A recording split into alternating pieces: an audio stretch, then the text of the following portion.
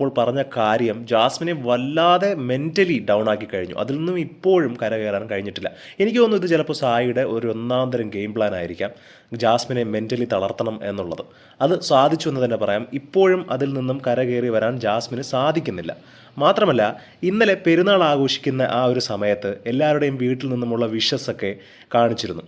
എന്നാൽ അപ്പോഴും ജാസ്മിൻ്റെ മാതാപിതാക്കൾ ഒട്ടും സന്തുഷ്ടരല്ലെന്നും തന്നെ വല്ലാതെ രീതിയിൽ അവർ വെറുക്കുന്നു എന്നൊക്കെയുള്ള അങ്കലാപ്പാണ് ജാസ്മിൻ്റെ മുഖത്ത്. സ്വാഭാവികം, കാര്യം അത്രയ്ക്കും അവിടെ ചെയ്തു കൂട്ടിയിട്ടുണ്ട് ജാസ്മിൻ.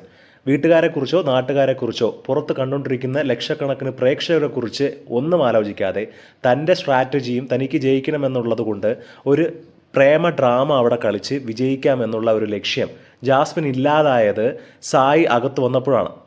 ഒറ്റയ്ക്ക് കളിച്ചിരുന്നുവെങ്കിൽ പിന്നെയും ജാസ്മിന് കപ്പടിച്ചേനെ. പക്ഷേ ഇനി എത്ര തന്നെ നന്മമരം കളിച്ചാലും ഗബ്രിയിൽ നിന്നും അകന്നു നിന്നാലും അവിടെ പട്ടി ഷോ കളിച്ച് മാത്രമല്ല കരഞ്ഞ് മെഴുകിയാലും ഒരിക്കലും ജാസ്മിന് ഈ സപ്പോർട്ട് കിട്ടാൻ പോകുന്നില്ല.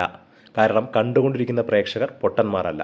എന്താണ് നിങ്ങളുടെ അഭിപ്രായം എന്ന് മറക്കാതെ കമൻറ്റ് ചെയ്യുക.